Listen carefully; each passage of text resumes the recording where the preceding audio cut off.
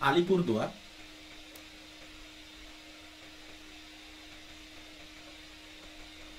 MC William high school, MC William high school, high school, HS. HS. তো ফার্স্টে আজকে যে আমাদের কোশ্চেন রয়েছে 1 নম্বর এমসিকিউ থেকে 1-1, শক্তির মাত্রিয় সংকেত কি?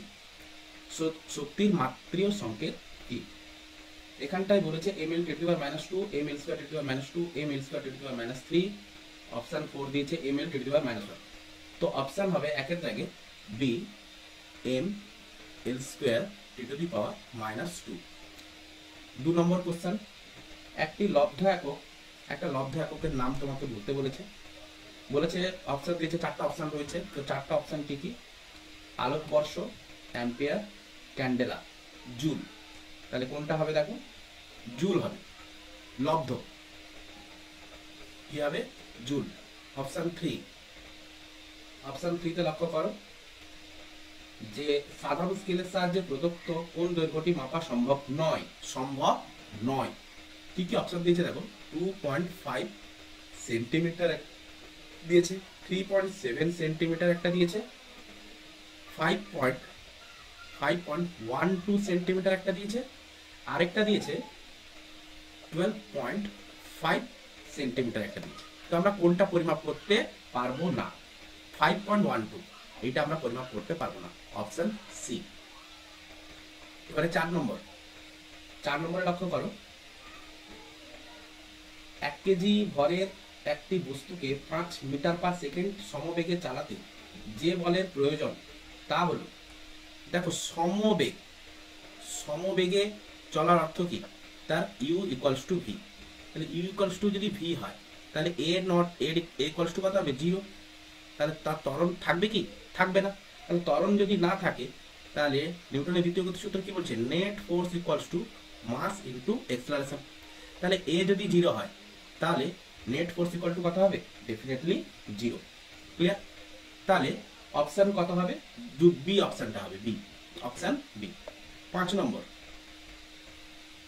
নম্বর, ত্বরণ সময় লেখচিত্র দ্বারা আবদ্ধ ক্ষেত্রফলগুলো কণা কি নির্দেশ করে? ত্বরণ সময় লেখচিত্র কি নির্দেশ করে? বেগ। কি নির্দেশ করে? বেগ নির্দেশ করে। 6 নম্বর, প্রদত্ত কোনটি স্থায়ী কণা নয়? মেসন, পজিট্রন, নিউট্রিনো, সবগুলি। ডি হবে সবগুলি হয়েছে। নেক্সট 7 নম্বর বলেছে যে ক্যালসিয়াম 20-40 এ নিউট্রন সংখ্যা হলো কটা? দেখো উপরেরটা কি বোঝায়? উপরেরটা বোঝায় ভর সংখ্যা, নিচেরটা কি বোঝায়? নিচেরটা প্রোটন সংখ্যা। দেখো ভর সংখ্যা সমান কি হয়ে থাকে? প্রোটন সংখ্যা প্লাস নিউট্রন সংখ্যা। তাহলে নিউট্রন সংখ্যা সমান কত হবে? ভর সংখ্যা মাইনাস প্রোটন সংখ্যা। তো ভর সংখ্যা 40, প্রোটন সংখ্যা আছে 20, তাহলে 40 - 20 করতে কত হবে? নিউট্রন সংখ্যা 20। তাহলে অপশন কত? অপশন বি অপশনটা হবে। নেক্সট আসছে 8 নম্বর। নেক্সট পয়েন্ট কি আসছে? ক্যাথোড রশ্মির উপাদান হলো proton, electron, neutrino, ion. Cathode রশ্মি কি হবে? Answer electron. অ্যান্সার হচ্ছে কি? ইলেকট্রন। ক্লিয়ার? তো এমনি করে আমরা গ্রুপ এটাকে কমপ্লিট করলাম। গ্রুপ এ কমপ্লিট হলো। এরপরে আমরা করতে চলেছি গ্রুপ বি। এরপরে আমরা করব গ্রুপ বি। গ্রুপ বি দেখো কি বলেছে? 2 এর দাগে, গ্রুপ বি 2 এর দাগে, 2 এর 1, তাই তো? 2 এর 1 বলেছে তড়িৎ প্রবাহ মাত্রা কি ধরনের রাশি? বলেছে তড়িৎ প্রবাহ মাত্রা কি ধরনের রাশি? আচ্ছা লক্ষ্য করো, দেখো তড়িৎ প্রবাহ মাত্রা হচ্ছে স্কেলার রাশি। কি ধরনের রাশি? আমরা লিখব স্কেলার রাশি। তড়িৎ প্রবাহ মাত্রা হচ্ছে স্কেলার রাশি। এর অথবা কোশ্চেনও আছে। যে এক আলোক বর্ষ সমান ড্যাশ কিলোমিটার। কত কিলোমিটার? দেখো আলো সেকেন্ডে কত কিলোমিটার যায়? 3 × 10⁵। তাহলে 3600 সেকেন্ডে কত যাবে? 1 ঘন্টা। তো একদিনে কত যাবে? ইন্টু 24। 365 দিনে কত যাবে? ইন্টু 365। তার মানে এটাকে যদি আমরা গুণ করি 9.46 ইন্টু 10⁻12 এত কিলোমিটার। ক্লিয়ার হয়েছে? 2 নম্বর গেল। 3 নম্বর, না এটা 2 এর অথবা গেছে, এটা 2 এর অথবা গেছে, খেয়াল করবো। নেক্সট, কোন মূল রাশির একক এসআই ও সিজিএস দুই পদ্ধতিতে অভিন্ন? এসআই তে যা, সিজিএস এও তা। কোন মূল রাশি?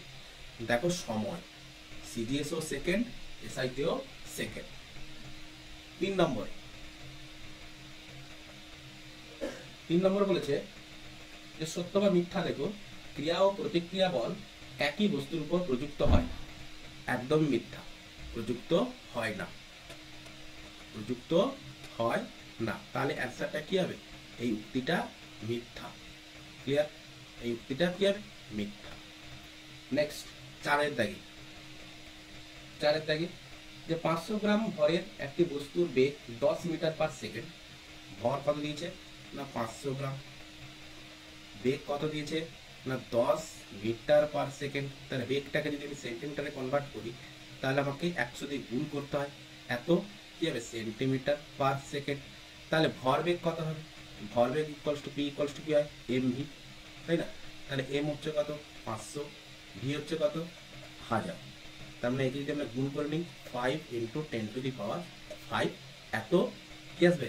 গ্রাম into centimetre by second. Clear হয়েছে? তো 4 দাগে। 5 দাগে লক্ষ্য করো। 5 দাগে কি বলেছে? যে বেগ সময় লেখচিত্রের নতি কোন ভৌত রাশি নির্দেশ করে? তো বেগ সময় লেখচিত্রের নতি ত্বরণকে নির্দেশ করে। কাকে? ত্বরণ। 6 নম্বর, না 5 অথবা আছে।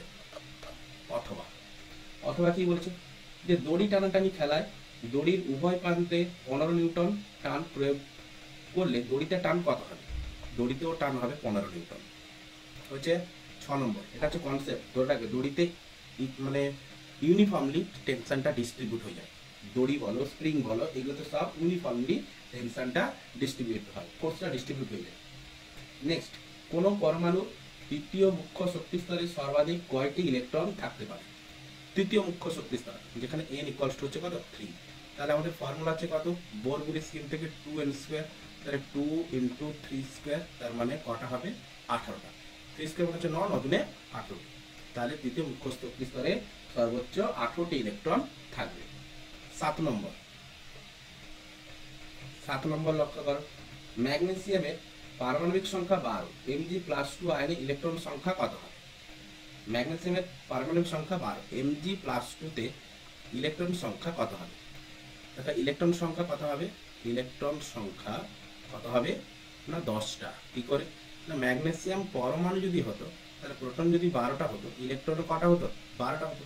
এখন Mg+2 বলেছে, তার মানে কি দুটো ইলেকট্রন কি হয়েছে? নির্গত হয়েছে। তো দুটো ইলেকট্রন যদি নির্গত হয় তাহলে কটা ইলেকট্রন থাকছে? 10টা। তাহলে ইলেকট্রন সংখ্যা Mg+2 তে কটা হবে? 10টি ইলেকট্রন হবে। ক্লিয়ার? তো নেক্সট, গ্রুপ সি তে আমরা এগিয়ে যাচ্ছি। Group C. তো গ্রুপ সি তে দেখো 3-1 বলেছে তুলা যন্ত্র সুবেদী হওয়ার শর্ত কি? তুলা যন্ত্র সুবেদী হওয়ার শর্ত। তাহলে তুলা যন্ত্র সুবেদী হওয়ার শর্ত কি? 1, তুলা যন্ত্রের স্তম্ভটাকে কি হতে হবে? শক্ত হবে। দেখো আমি নিউমেরিক্যাল গুলো এখানে ডিসকাস করে দিচ্ছি, যেগুলো শর্ট টাইপ কোশ্চেন আসবে, যেগুলো মানে 2 মার্কের কোশ্চেন আসতে চলেছে। শর্ট টাইপ গুলো তো লিখেই দিচ্ছি, যেগুলো 2 মার্কের কোশ্চেন হচ্ছে সেগুলো তোমাদের সাথে কি করছি? আলোচনা করে দিচ্ছি। তো তুলা যন্ত্র সুবেদী হওয়ার শর্ত কি? না তুলা যন্ত্রের স্তম্ভটাকে কি করতে হবে? শক্ত হতে হবে, দৃঢ় হতে হবে। আর তুলা যন্ত্রটা সুবেদিতা ধর্ম অবশ্যই থাকতে হবে। সামান্য ভরের পার্থক্যে যেন তুলা যন্ত্র ওই ভর নির্দেশ করতে পারে, সুবেদিতা ধর্ম অবশ্যই থাকতে হবে। আর কি? না তুলা যন্ত্রে তুলা পাত্র দুটোকে কি হতে হবে? সমান ভরে হতে হবে। তো 3টা পয়েন্ট দিয়ে দিলেই 2 মার্কের একদম হয়ে যাবে।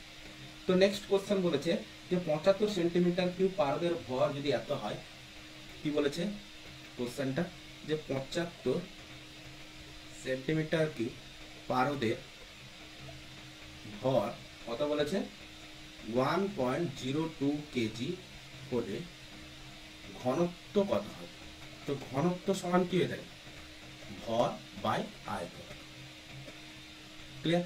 তো এখানটায় ভর, এখানে আয়তনটা কোন এককে আছে, সেন্টিমিটার এককে, তাহলে ভরটাকে আমি গ্রামে কনভার্ট করি, তাহলে 1000 দিয়ে গুণ করে দিলে কি হয়ে যাবে, গ্রাম হয়ে যাবে। তাহলে 1020 এত গ্রাম, তাহলে ভরটা বসিয়ে দিলাম 1020 ডিভাইডেড বাই 75। তাহলে একে যদি আমরা ভাগটাকে একটু করে নিই, তাহলে তত কি হয়ে যাবে, তত গ্রাম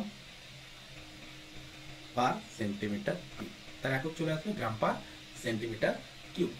ক্লিয়ার? নেক্সট কোশ্চেন লক্ষ্য করো। নেক্সট কোশ্চেন কি বলতে চেয়েছে লক্ষ্য করো। কোশ্চেন নাম্বার 3, ঘনত্ব বেরিয়ে গেছে, এটাই হচ্ছে তার, এটাকে একটু ক্যালকুলেশন করে নেবে। নেক্সট, বায়ুশূন্য স্থানে এরোপ্লেন উঠতে পারে না কেন? বায়ুশূন্য স্থানে এরোপ্লেন উঠতে পারে না কেন? তাহলে বায়ুশূন্য স্থানে এরোপ্লেন উঠতে পারে না কেন? না, বায়ুশূন্য স্থানে এক এরোপ্লেন ক্রিয়া বল প্রয়োগ করলেও প্রতিক্রিয়া বল সৃষ্টি হয় না। কেন সৃষ্টি হয় না? না, বায়ুশূন্য স্থানে জ্বালানি থাকে না, জ্বালানি নেই। জ্বালানি এখানে কি, জ্বালানি হচ্ছে এখানটা অক্সিজেন। প্রথমত যদি আমরা জেট বিমান নিতাম, তাহলে সে জ্বালানি না থাকার ফলে উঠতে পারতো না। এরোপ্লেন কি না, বায়ুশূন্য স্থানে সে ক্রিয়াবল প্রয়োগ করছে, তো ক্রিয়াবল প্রয়োগ করা সত্ত্বেও, ক্রিয়া প্রয়োগ করলেও প্রতিক্রিয়া বল কি হয়, শূন্য। সিম্পল। আর জ্বালানি নেই মানে কি, এটা হচ্ছে জেট বিমানের ক্ষেত্রে, জেট বিমান বায়ুশূন্য স্থানে জেট বিমানও উঠতে পারবে না, কেন, তার ক্ষেত্রে জ্বালানি নেই। এরোপ্লেনের ক্ষেত্রে ক্রিয়াবল থাকা সত্ত্বেও প্রতিক্রিয়া বল নেই। দুটো কেসই এখানটায় প্রয়োগ করা যেতে পারে। নেক্সট কোশ্চেন, এর একটা অথবা কোশ্চেন রয়েছে, খুব ইম্পর্টেন্ট, যেটা হচ্ছে দ্রুতি আর বেগের মধ্যে পার্থক্য। তো প্রথমে আমরা পয়েন্টটা যেটা দিয়ে দেবো, দ্রুতির সংজ্ঞা দিয়ে দেবো। কি সংজ্ঞা দেব, যে একক সময়ে বক্রপথে অতিক্রান্ত দূরত্বকে আমরা কি বলবো, দ্রুতি। বেগের ক্ষেত্রে চেঞ্জটা কি, চেঞ্জ হচ্ছে এটাই, যে একক সময়ে সরল রৈখিক পথে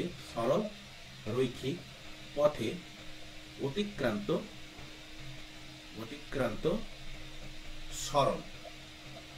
সরলরৈখিক পথটাকে আমরা বলছি বেগ। 2 নম্বর পয়েন্ট আমরা দিয়ে দেবো, দ্রুতি হচ্ছে কি, স্কেলার রাশি, এটা হচ্ছে স্কেলার, আর বেগ হচ্ছে কি, ভেক্টর হয়েছে। 3 নম্বর কি যাবো, দ্রুতির মান শূন্য হয় না, সেই জায়গায় বেগের মান শূন্য হতে পারে। ক্লিয়ার? তো অথবা কোশ্চেন আমরা এর দেখে নিলাম।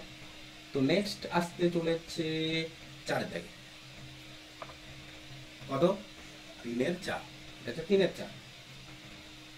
স্থির অবস্থা থেকে 5 মিটার পার সেকেন্ড স্কয়ার ত্বরণে গতিশীল একটি কণা 10 সেকেন্ড পর কত দূরত্ব অতিক্রম করবে? স্থির অবস্থা মানে হচ্ছে কত, তখন তার ইউ ইকুয়ালস টু কত, 0। তার ত্বরণ কত বলে দিয়েছে না, a equals to 5 metre per second square. আচ্ছা, কণাটি একটি কণা 10 সেকেন্ড পর সময় কত বলে দিয়েছে, t ইকুয়ালস টু 10 সেকেন্ড। অতিক্রান্ত পথ কত হবে, এসটা আমাকে বার করতে বলেছে। তাহলে এটা আমরা কোন সূত্র বসিয়ে দেবো, s equal to U T plus half A T square. যদি আমরা এই ইকুয়েশনটা বসিয়ে দিই, ই হচ্ছে কত, 0, টি হচ্ছে কত, 10 হয়েছে, প্লাস হাফ, এ হচ্ছে কত, 5, টি হচ্ছে কত, 10 এর স্কয়ার। তার মানে আমরা কত পাচ্ছি, যেটা 0 প্লাস এটা হচ্ছে 10 এর স্কয়ার মানে হচ্ছে 100 তাহলে হাফ ইন্টু 5 গুণিতক 100, তার 2 কে এটা কেটে দিলাম, কত হয়ে গেল 50, 250। তাহলে কত হয়ে গেল 250 মিটার, 250 মিটার। এরপর আসছে 5-এর দাগে, এরপর আসছে 3-এর 5। 3-এর 5 লক্ষ্য করো। হোস পাইপের মধ্য দিয়ে জল প্রবাহিত হওয়ার সময় পাইপটিকে হাতে ধরে রাখা অসুবিধাজনক কেন? না, ভর বেগের সংরক্ষণ সূত্রানুসারে, ভর বেগের সংরক্ষণ সূত্রানুসারে আমরা কি লিখতে পারি যে হোস পাইপের একটা পশ্চাৎমুখী একটা বেগ থাকবে। হোস পাইপের পশ্চাৎমুখী বেগের কারণে পশ্চাৎমুখী বেগটা কত হবে? যদি জলের নির্গত জলের ভরবেগ যদি এমভি হয়ে থাকে, হোস পাইপের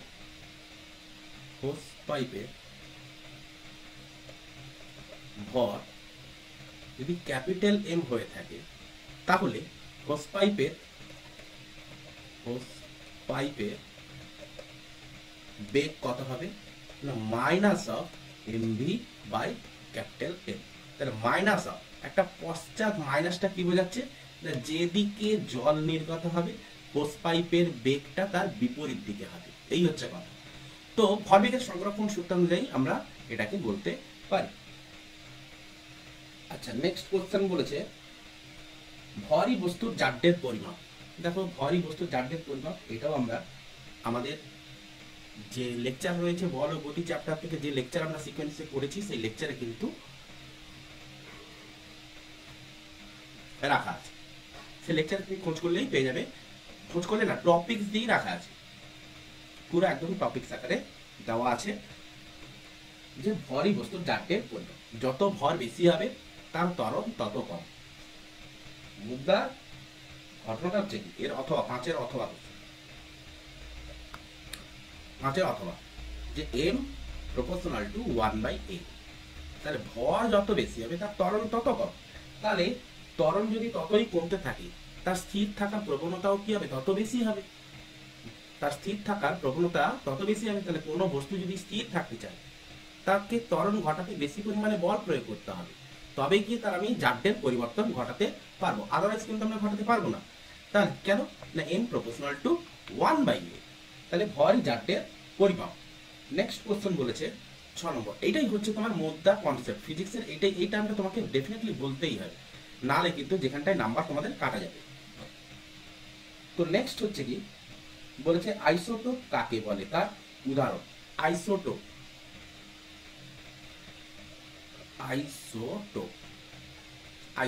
কি? দেখো, আইসোটোপের এই যে পি আছে না, এই যে পিটা, পি ফর কি হচ্ছে? প্রোটন। পি ফর প্রোটন হয়েছে। আইসোটোপ কি না, দুটি ভিন্ন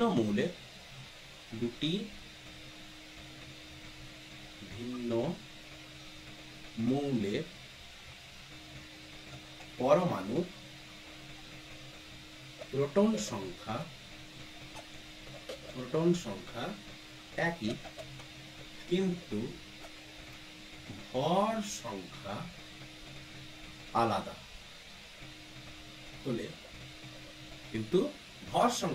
হলে, ওই দুটি মৌলের পরমাণুকে একে অপরের আইসোটোপ বলে। উদাহরণস্বরূপ যদি আমরা দেখতে চাই, তাহলে ও অক্সিজেন বেস হচ্ছে 8, পাওয়ার হচ্ছে 16, ও বেস হচ্ছে 8, পাওয়ার হচ্ছে 17, ও বেস হচ্ছে 8, পাওয়ার হচ্ছে 18। প্রত্যেকের প্রোটন সংখ্যা একই, প্রত্যেকের ভর সংখ্যা কি দেখতে পাচ্ছি? আলাদা। ক্লিয়ার? এরা একে অপরের আইসোটোপ। উদাহরণ হয়ে গেছে। আইসোটোপগুলির রাসায়নিক ধর্ম অভিন্ন হয় কেন? না, এর অথবা কোশ্চেনে যদি আমরা লিখতে চাই আইসোটোপগুলির রাসায়নিক ধর্ম অভিন্ন হয় কেন, না, অভিন্ন হওয়ার কারণ হচ্ছে এদের আইসোটোপগুলির, লিখো, আইসোটোপগুলির প্রোটন সংখ্যা একই হয়। কোন মৌলের কোনো মৌলের রাসায়নিক ধর্ম ও ভৌত ধর্ম কার উপরে নির্ভর করে থাকে? প্রোটন সংখ্যার উপর নির্ভর করে। যে কারণের জন্য আইসোটোপগুলির রাসায়নিক ধর্ম অভিন্ন হয়ে থাকে। তো নেক্সট কোশ্চেন যেটা আমরা করব সেটা হচ্ছে কি 7 নম্বর। তো 7 নম্বর কোশ্চেন আমরা লক্ষ্য করছি। 7 নম্বর, তো 7 নম্বর কোশ্চেন কি বলেছে দেখো না, বলেছে একটি ইলেকট্রন নিম্ন শক্তির কক্ষপথ থেকে উচ্চ শক্তির কক্ষপথে এবং উচ্চ শক্তির কক্ষপথ থেকে নিম্ন শক্তির কক্ষপথে এলে কি ঘটবে? দেখো, ধরো এই হচ্ছে নিউক্লিয়াস। তো নিউক্লিয়াসের কাছাকাছি অবস্থিত কক্ষপথ তাকে আমরা কি বলে থাকি? ভূ নিম্নস্থ কক্ষপথ। নিউক্লিয়াস থেকে দূরবর্তী কক্ষপথ নিয়ে নিলাম, নিউক্লিয়াস থেকে দূরবর্তী কক্ষপথ হলো আরেকটা কক্ষপথ। ধরো আমি এখানটা রাখলাম, তাহলে কটা কক্ষপথ নিয়েছি আমরা? তিনটা কক্ষপথ নিয়েছি। নিউক্লিয়াসের কাছাকাছি অবস্থিত যে কক্ষপথ, সেই কক্ষপথের শক্তি সব থেকে কি থাকে? কম হয়ে থাকে। তাহলে এটা হচ্ছে n = 1, এটা হচ্ছে n = 2, এটা হচ্ছে n = 3। ক্লিয়ার? তো এমনি করে কটা কক্ষপথ থাকে? 7টা কক্ষপথ থাকে। তাহলে নিম্ন শক্তির কক্ষপথ, তাহলে নিম্ন শক্তির কক্ষপথে থাকা একটা ইলেকট্রন, আরেকটা উচ্চ শক্তিতে থাকা আরেকটা ইলেকট্রন, ধরো এইখানে একটা থাকা আরেকটা ইলেকট্রন। নিম্ন শক্তিতে সর্বোচ্চ কটা থাকতে পারে? 2টো। উচ্চ শক্তিতে আমি সর্বোচ্চ কটা থাকতে পারে? 8টা। আমি ধরলাম যে একটাই আছে। তাহলে নিম্ন শক্তির কক্ষপথ থেকে যদি উচ্চ শক্তির কক্ষপথে ইলেকট্রন যদি আসে, নিম্ন শক্তির কক্ষপথ থেকে যদি উচ্চ শক্তির কক্ষপথে ইলেকট্রন যদি আসে, তাহলে এই ক্ষেত্রে আমরা কি দেখতে চলেছি না, এই ক্ষেত্রে শক্তির কি হবে? গ্রহণ হবে। এই ক্ষেত্রে কি হবে? শক্তির কি হবে? গ্রহণ। শক্তি কি করবে? গ্রহণ করবে। কারণ যতই দূরের দিকে যেতে থাকবো ততই কি হবে? শক্তি স্তরগুলো ক্রমশ শক্তি বাড়তে আছে। তাহলে নিম্ন শক্তি স্তর থেকে এটাকে আমরা ভৌম শক্তি স্তর, নিউক্লিয়াসের সব থেকে কাছের শক্তি স্তরকে আমরা ভৌম শক্তি স্তর বলি। তাহলে নিম্ন শক্তি স্তর থেকে যদি আমরা সব থেকে দূরের শক্তি স্তরে যাই, তাহলে সেই শক্তি স্তরে কি করতে হয়? শক্তি গ্রহণ করতে হবে ইলেকট্রনকে। তো ইলেকট্রনকে সেই শক্তি স্তরের শক্তি গ্রহণ করলে পরে ওই কক্ষপথে ওই ইলেকট্রনটা স্থান পাবে। যতক্ষণ পর্যন্ত ওই শক্তি স্তরের শক্তি ইলেকট্রনের মধ্যে সঞ্চিত না হচ্ছে, যতক্ষণ পর্যন্ত গ্রহণ করতে না পারছে, ততক্ষণ পর্যন্ত ওই ইলেকট্রন এই কক্ষপথেই থাকবে। যখন গ্রহণ করে ফেলবে তখন গিয়ে এই কক্ষপথে এসে পৌঁছবে। তাহলে শক্তি তোমাকে কি করতে হবে? গ্রহণ করতে হবে।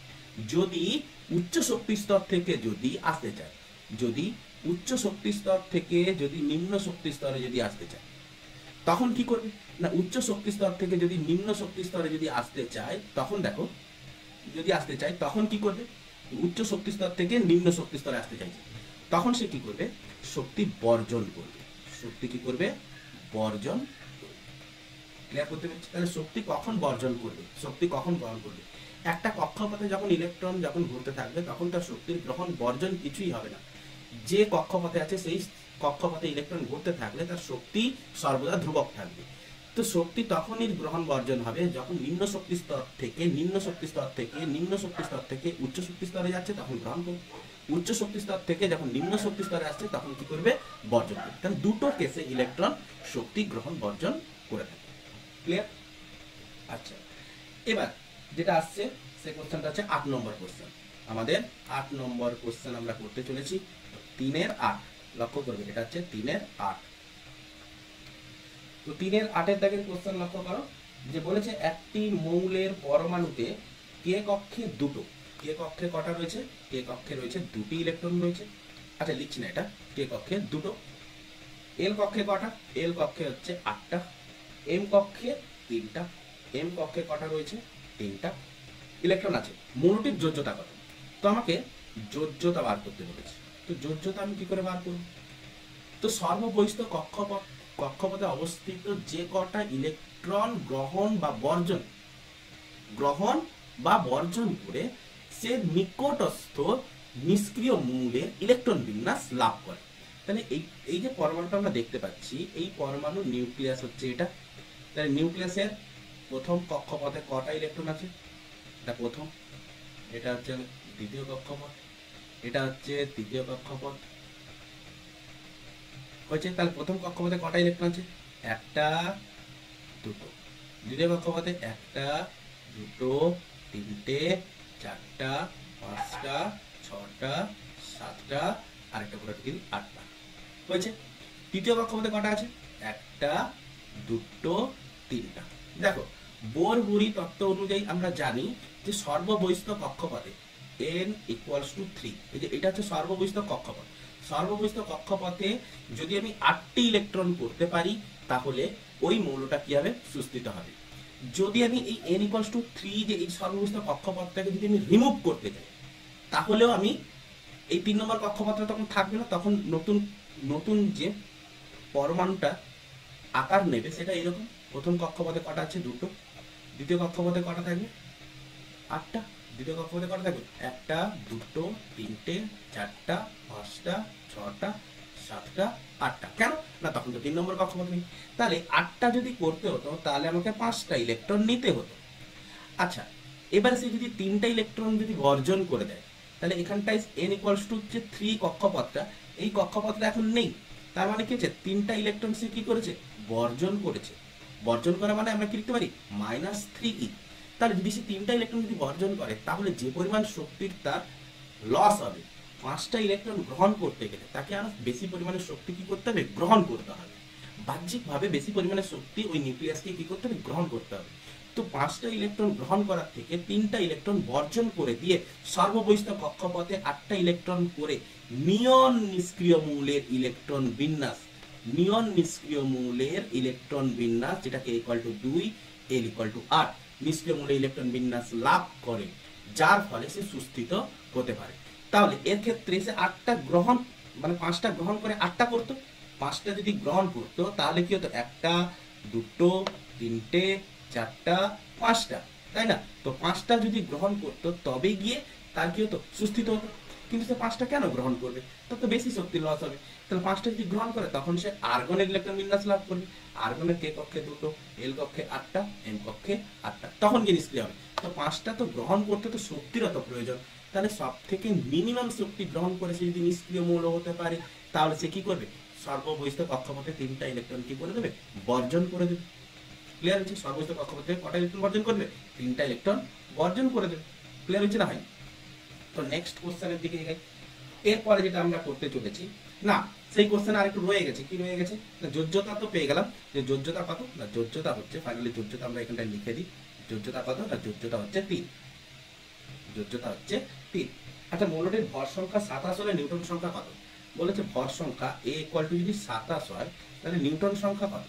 দেখো, এখান থেকে আমরা পেয়ে গেছি তার ইলেকট্রন কটা? না ইলেকট্রন হচ্ছে 13টা। তাহলে ইলেকট্রন যদি 13টা হয় প্রোটন কটা হবে? ডেফিনেটলি 13টা। প্রোটন কটা হবে? ডেফিনেটলি 13টা। তাহলে নিউটন সংখ্যা বার করার প্রসেস হচ্ছে কি? ভর সংখ্যা মাইনাস প্রোটন সংখ্যা। তাহলে ভর সংখ্যা কত হয়ে থাকে? না ভর সংখ্যা হচ্ছে আমাকে দিয়ে রেখেছে 27। প্রোটন সংখ্যা কত? না প্রোটন সংখ্যা আমাকে দিয়ে রেখেছে 13। তার মানে কত হলো ফাইনালি? তো আমাদের 14টা হচ্ছে নিউটন সংখ্যা। তাহলে 14টা কি পেলাম? না নিউটন সংখ্যা পেয়ে গেলাম। আচ্ছা, তো নেক্সট আমাদের গ্রুপ ডি, যেটা লাস্ট আমাদের ইউনিট, গ্রুপ ডি। তো গ্রুপ ডি আমরা করতে চলেছিলাম।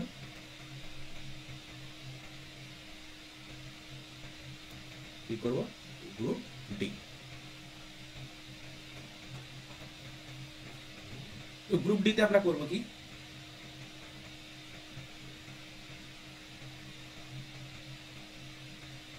ফার্স্ট 4-এর 1 বলেছে লেখচিত্রের সাহায্যে v² = u² + 2a সমীকরণটি প্রতিষ্ঠা করো। লেখচিত্রের সাহায্যে v² = u² + 2a সমীকরণটি প্রতিষ্ঠা করো। ক্লিয়ার? তো লেখচিত্রের সাহায্যে আমাকে প্রতিষ্ঠা করতে বলেছে।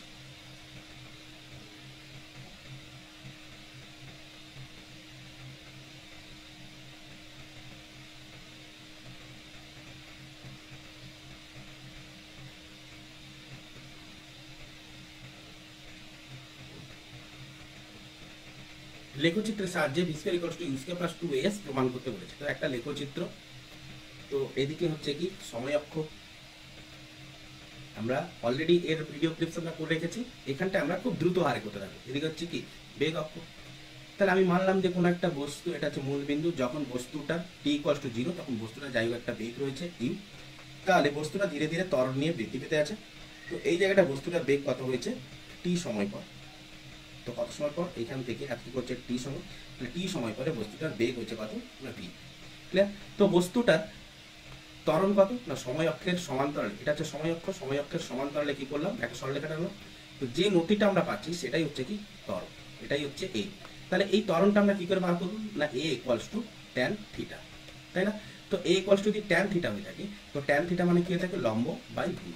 তাহলে এই ত্রিভুজটার ক্ষেত্রে, এই ত্রিভুজটার ক্ষেত্রে লম্ব হচ্ছে কোনটা, এটা হচ্ছে লম্ব, ভূমি হচ্ছে কোনটা এটা, তাহলে ভূমিটা কত না টি, লম্ব এটা, লম্ব এটা কেন লম্ব হওয়ার কারণ কি দেখো, এটা হচ্ছে কোণ, এই যে কোণটার সামনের বাহু, এই কোণ যে দুটো বাহু নিয়ে গঠিত হয় তার মধ্যে একটা ভূমি হয় আর একটা অতিভুজ হয়। তাহলে ভূমিটা কোনটা না এই কোণটার সন্নিহিত দুটো বাহুর মধ্যে যেটা ছোট সেটা হচ্ছে ভূমি, আর আদার্সটা হচ্ছে কি না অতিভুজ।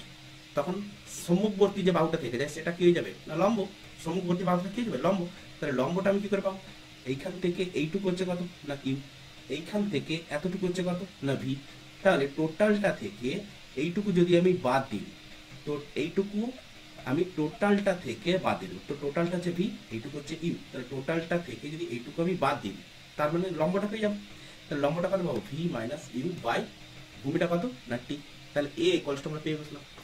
আচ্ছা, তো এই লেখচিত্রে আমি বলছি যে এই টোটাল ক্ষেত্রফলটা, এই যে টোটাল ক্ষেত্রফলটা, এই টোটাল ক্ষেত্রফলটা কি নির্দেশ করছে, লেখচিত্রের এই যে টোটাল ক্ষেত্রফলটা কি নির্দেশ করছে না মোট ক্ষেত্রফল, মোট যে ক্ষেত্রফল সেই ক্ষেত্রফলটাই নির্দেশ করছে কি না সরণ। তাহলে সরণ বার করতে গেলে এই যে ট্রাপিজিয়ামটা পড়ে আছে, তাহলে এই ট্রাপিজিয়ামের ক্ষেত্রফল জানতে হবে, এই ট্রাপিজিয়ামের ক্ষেত্রফল বার করতে পারলেই আমাদের সরণ বেরিয়ে যাবে। ট্রাপিজিয়ামের ক্ষেত্রফল বার করার প্রসিডিওর কি না সমান্তরাল বাহু হচ্ছে কোনটা, এই ট্রাপিজিয়ামের সমান্তরাল বাহু এটা একটা আর এটা একটা সমান্তরাল বাহু। তাহলে সমান্তরাল যে বাহু রয়েছে নাম যদি দিয়ে দিই, এটা হচ্ছে ও, এটা এ, এটা হচ্ছে বি, এটা সি, এটা হচ্ছে ডি। তাহলে সমান্তরাল বাহুদ্বয়ের কি লিখবো সমষ্টি, সমান্তরাল বাহু হচ্ছে কোনটা ও এ প্লাস বিডি, সমান্তরাল বাহুদ্বয়ের সমষ্টি হাফ ইন্টু আগে লিখে নিলে ভালো, হাফ ইন্টু সমান্তরাল বাহুদ্বয়ের সমষ্টি গুণিতক তাদের মধ্যে লম্ব দূরত্ব, লম্ব দূরত্ব হচ্ছে কত না ওডি লিখতে পারি বা এসি লিখতে পারি, আমি লিখে রাখলাম এসি। তাহলে এর পরের লাইন কি আছে, তাহলে সরণ মানে হচ্ছে কত না সরণকে আমরা এস ধরে রাখি, এস সরণকে আমরা কি চিহ্ন দ্বারা প্রকাশ করি লক্ষ্য করবে এস দ্বারা। তাহলে হাফ ইন্টু ও এ হচ্ছে কত না ইউ, বিডি হচ্ছে কত না ভি, এসি হচ্ছে কি কত না টি, এসি হচ্ছে কত না টি। আচ্ছা, এখান থেকে দেখো V square equals to U square plus 2s প্রমাণ করতে বলেছে। তাহলে 2টাকে যদি আমি কোনাকুনি গুণ করে দিই তো 2s থাকলো। আচ্ছা, এখানটা আমি এইভাবে লিখতে পারি, দেখো ইউ প্লাস ভি আছে, আমি ভি প্লাস ইউ লিখলে কোনো আপত্তি আছে তা নেই, ইন্টু টি করে রাখলাম। আচ্ছা, এ ইকুয়ালস টু তো V minus U by T ছিল, তাহলে এই ইকুয়েশনটা থেকে তো আমি এটাও তো লিখতে পারি কি T equals to V minus U by A. তাহলে টি এর জায়গায় এটা আমি লিখতে পারি, তাহলে 2s equals to V plus U into V minus U by A লিখতে পারি। আচ্ছা, এইটা এবারে কোনাকুনি গুণ করে দিলাম 2as ইকুয়ালস টু তাহলে ভি প্লাস ইউ, এ ফর্মুলা দেখো A plus B into A minus B যদি হয় তাহলে আমরা তাকে লিখতে পারি স্কোয়ার মাইনাস বি স্কোয়ার। তাহলে V plus U A plus B into A minus B, তো ফর্মুলা অনুযায়ী আমরা কি লিখতে পারি V square minus U square, square minus U square. তো ভি স্কোয়ার ইকুয়ালস টু কত আসবে দেখো V square equal minus you স্কোয়ারটা যদি এই পাশে নিই তাহলে U square plus 2s। Clear? তো অ্যান্সার আমাদের দাঁড়িয়ে গেল V square equals to U square plus 2as, proof হয়ে গেল। তাহলে লেখচিত্রের সাহায্যে আমরা V square equals to U square plus 2s আমরা প্রমাণ করতে পারলাম।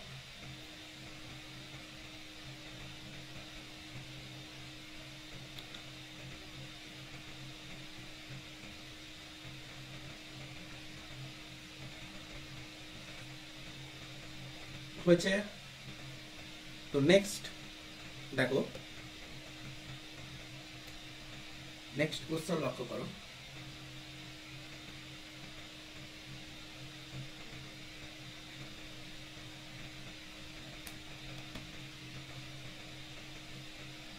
নেক্সট কি বলেছে, আয়তন মাপক চোঙের সাহায্যে কিভাবে অসম আকৃতির বস্তুর আয়তন নির্ণয় করবে। নেক্সট কোশ্চেন হচ্ছে, আয়তন মাপক চোঙের সাহায্যে আয়তন মাপক চোঙের সাহায্যে কিভাবে অসম আকৃতির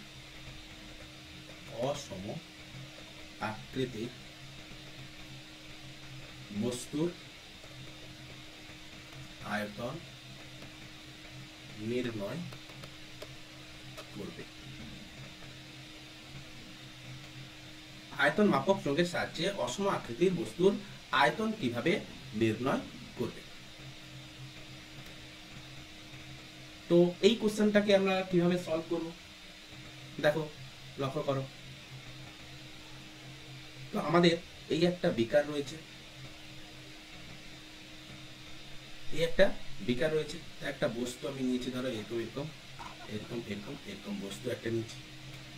তো এই বিকারে আমি কি করলাম,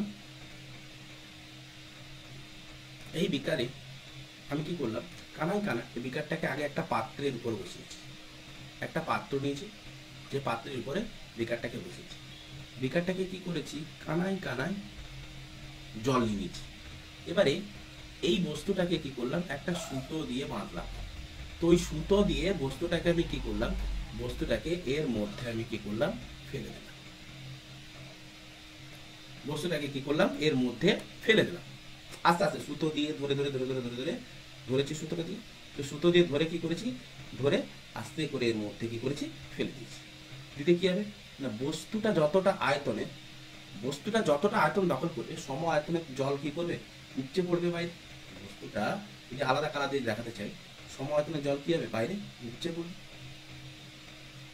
ক্লিয়ার হচ্ছে?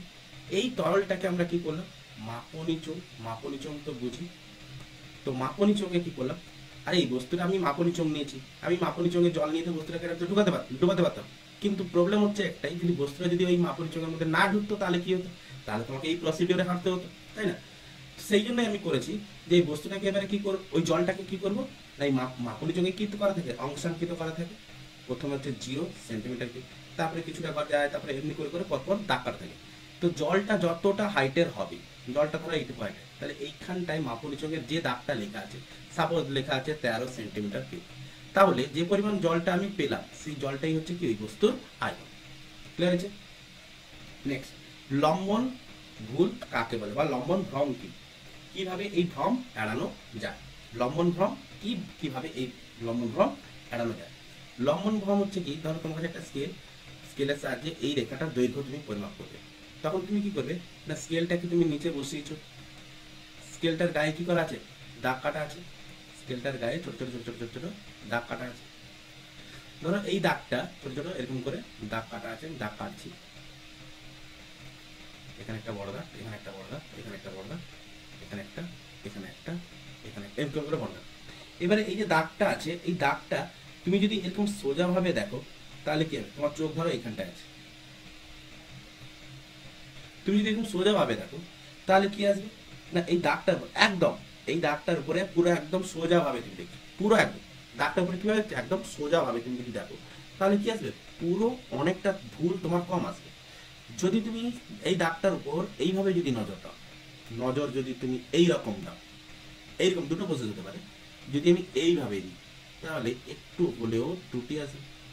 আমি যদি এইভাবে যদি দিই তাহলে একটু হলেও দাগ থেকে একটু হলেও এদিক ওদিক হয়ে যাবে। তাহলে এই রকম সাইড দিক দিয়ে যদি দেখা যায় তাহলে কি হয়, কিছুটা হলেও ত্রুটি এসে থাকে।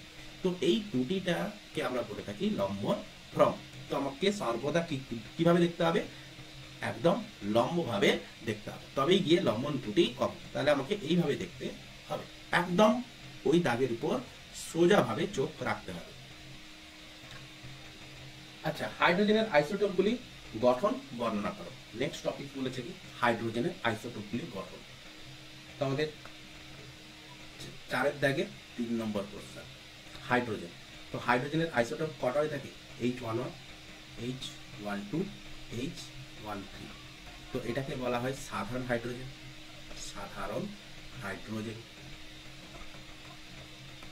এটাকে বলা হয় ভারী হাইড্রোজেন।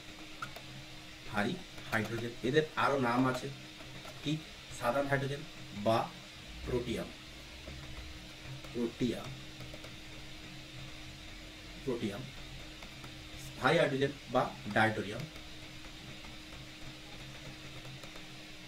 H equals to 1,3, একে বলা হয় ট্রাইটিয়াম। ট্রাইটিয়াম। তাহলে সাধারণ হাইড্রোজেনের ক্ষেত্রে আমরা কি লক্ষ্য করতে পারছি, যে প্রোটন নিচের সংখ্যাটা কি নির্দেশ করে, প্রোটনকে, প্রোটন হচ্ছে একটা, তো ইলেকট্রন হচ্ছে কটা না একটা। আচ্ছা, উপরে ভর সংখ্যা দেখো 1, প্রোটন সংখ্যা 1, ভর সংখ্যা 1, তার মানে নিউটন সংখ্যা নাই। ভারী হাইড্রোজেনের ক্ষেত্রে লক্ষ্য করো, প্রোটন হচ্ছে কটা না একটা, ইলেকট্রন ডেফিনেটলি একটা, ভর সংখ্যা থেকে প্রোটন সংখ্যা যদি বাদ দিই তাহলে আমরা কত পাবো না একটা, তার মানে নিউটন হচ্ছে কটা একটা। ট্রিটিয়ামের ক্ষেত্রে লক্ষ্য করো, নিচেরটা কি বোঝাচ্ছে প্রোটন, তাহলে প্রোটন হচ্ছে কটা একটা, ইলেকট্রন কটা থাকবে একটা, ভর সংখ্যা হচ্ছে 3, প্রোটন সংখ্যা হচ্ছে 1, তাহলে প্রোটন সংখ্যা থেকে ভর সংখ্যা থেকে প্রোটন সংখ্যা যদি আমরা বাদ দিই তাহলে আমরা কি পেয়ে যাবো না নিউটন সংখ্যা, তাহলে n ইকুয়ালস টু কত পাবো 3। তাহলে এই তো আমরা গঠন তো পেয়ে গেলাম। তো সাধারণ হাইড্রোজেনকে আমরা কিভাবে দেখাবো, সাধারণ হাইড্রোজেনের এটা হচ্ছে নিউক্লিয়াস, তো প্রোটন হচ্ছে একটা, নিউটন হচ্ছে কত লিখবো 0, তাহলে কক্ষপথ টেনে নিলাম, তো ওই কক্ষপথে একটাই মাত্র ইলেকট্রন দেবে, তাহলে এটা হয়ে গেল H11। এরপর হচ্ছে এই হচ্ছে নিউক্লিয়াস, প্রোটন হচ্ছে কটা একটা, নিউটন হচ্ছে কটা একটা, তো এই হচ্ছে আমাদের কক্ষপথ, তাহলে কটা ইলেকট্রন আছে, ইলেকট্রন কটা আছে একটা, তাহলে এটা হচ্ছে H12।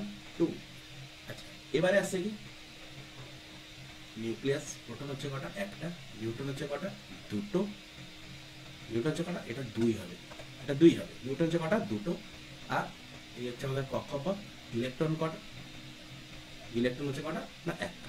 ক্লিয়ার? তো এটা হচ্ছে H13। ক্লিয়ার হয়েছে? তো এইভাবে আমরা প্রত্যেকটা কোশ্চেন কভার করলাম। না, আরেকটা কোশ্চেন আছে 4.3 অথবা 4.3 অথবা কোশ্চেন। তো অথবা কোশ্চেনটাকে দেখো, লক্ষ্য করো, বলেছে আয়ন বলতে কি বোঝায়, আয়ন কাকে বলে, কোন মৌলের পরমাণু থেকে এক বা একাধিক ইলেকট্রন গ্রহণ বা বর্জন হলে ওই মৌলের পরমাণু আধানগ্রস্ত হয়, আধানগ্রস্ত হয়, একে আয়ন বলে। তাহলে আয়ন বেসিক্যালি কিছুই না, যে পরমাণুটা আয়নে কনভার্ট হয়ে যাচ্ছে, কখন না ইলেকট্রন গ্রহণ বা বর্জন করলে। যে ইলেকট্রন যদি গ্রহণ বর্জন না করে তো পরমাণু পরমাণুই থাকবে। তাহলে গ্রহণ বর্জন করে কেন না নিস্তড়িত হওয়ার জন্য, নিস্তড়িত বলছি নিষ্ক্রিয় মৌলের আকার ধারণের জন্য, নিষ্ক্রিয় মৌলের আকার থেকে সুস্থিত হওয়ার জন্যই পরমাণু কি করে ইলেকট্রন গ্রহণ বর্জন করে, নাহলে ইলেকট্রন গ্রহণ বর্জন করতো না, আয়ন সৃষ্টি হতো না। তাহলে আয়ন কয় প্রকার না আয়ন হচ্ছে 2 প্রকার। আয়ন কয় প্রকার, আয়ন হচ্ছে 2 প্রকার। একটা লিখবো আমরা ধনাত্মক আয়ন, ধনাত্মক আয়ন, আরেকটা হচ্ছে ঋণাত্মক আয়ন, আরেকটা আমরা কি লিখবো ঋণাত্মক আয়ন। তো ধনাত্মক ঋণাত্মক আয়ন কখন হচ্ছে, ধনাত্মক আয়ন দেখো সোডিয়াম, সোডিয়ামের প্রোটন সংখ্যা হচ্ছে 11, তো ইলেকট্রন সংখ্যা হচ্ছে কত না 11, ইলেকট্রন বিন্যাস যদি আমরা করি তাহলে কে কক্ষে হচ্ছে 2, এল কক্ষে হচ্ছে কটা না 8টা, এম কক্ষে হচ্ছে কটা না 1টা। তাহলে এই সোডিয়াম কি চাইছে না, এই সোডিয়াম চাইছে নিকটস্থ নিষ্ক্রিয় মৌল, নিকটস্থ নিষ্ক্রিয় মৌলের, নিষ্ক্রিয় মৌলের ইলেকট্রন বিন্যাস লাভের জন্য, ইলেকট্রন বিন্যাস লাভের জন্য সে কি করবে না ইলেকট্রন বিন্যাস নিকটস্থ নিষ্ক্রিয় মৌল কে না নিয়ন। তাহলে নিয়নের ইলেকট্রন বিন্যাস কত না কে কক্ষে 2, এল কক্ষে 8টা, কেন নিয়নের প্রোটন সংখ্যা 10, ইলেকট্রন সংখ্যা হচ্ছে 10টা। তাহলে এই ইলেকট্রন বিন্যাস লাভের জন্য সোডিয়াম কি করলো, সর্ববহিষ্ঠ কক্ষপথ থেকে একটা ইলেকট্রন কি করবো বর্জন করে দেবো। তো একটা ইলেকট্রন যদি বর্জন করে দেয়, তাহলে একটা ইলেকট্রন যদি বর্জন করে তাহলে কি হবে, কে কক্ষে 2, কে কক্ষে 2, এল কক্ষে 8টা। তো নিকটস্থ নিষ্ক্রিয় মৌলে ইলেকট্রন বিন্যাস লাভ করে ফেলেছে।